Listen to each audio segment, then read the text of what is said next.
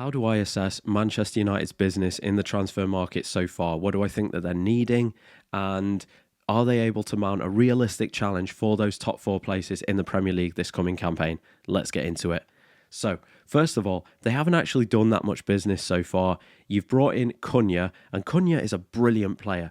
He's played well for Wolves, he puts up good numbers, he's that spark of creativity, and he's sorely needed in this Manchester United side because this side is so reliant on Bruno Fernandes for creation of anything.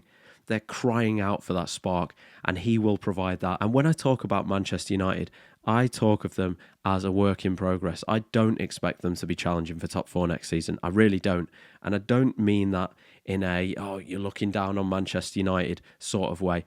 I just think that their fans need to be realistic. And I think that for the most part they are. They just want to see that team trending in the right direction. They want to see some form of project that is working, and they need to back the manager because systems work. That's life. That's football. It's modern day football. Look at Luis Enrique at Paris Saint-Germain. Those players die for that manager. When did you see Ousmane Dembele sprinting at goalkeepers at Barcelona in all of his time there? It's a mentality and it's an ego thing, and it's something that needs to be removed from Manchester United in order for them to flourish. We know that they need to get players off the books, the likes of Sancho, Rashford, Garnacho, etc., because they're stinking the place out. But who do you bring in? And Mbeumo from Brentford would be an amazing addition, but it's just the start and it's the tip of the iceberg.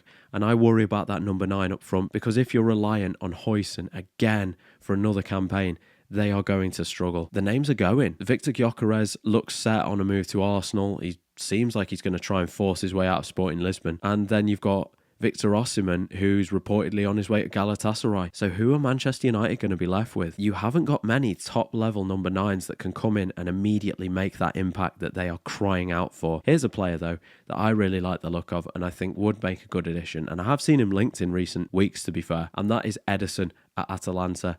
I think that he would give you a fair amount of muscle in the midfield, but if you've ever watched him play, he's a lot more than muscle. He's got the ability to pass the ball forwards. And this is something that Manchester United need. And I know that Manchester United fans will talk about the fact that Kobbie Mainoo needs more minutes. But come on, what a step up to be able to bring this guy in. And yes, Kobbie Mainoo can learn from him. He can get some experience. It's a long season. It really is, especially if you want to be competing in all of the different competitions.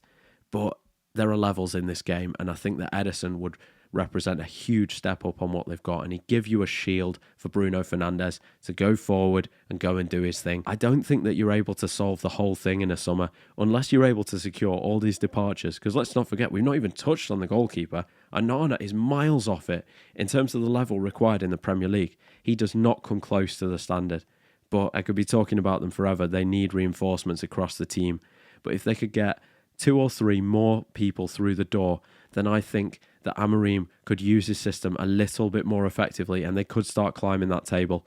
And a realistic place for Man United, I think, top 7. I think that would be a great achievement considering what we've had in recent times from that team. Anyway, Manchester United fans, what do you think? What are you missing in that team? We know it's a lot, but anything specific that you'd like to share? And if you did enjoy this video, please consider subscribing to the channel. Take care.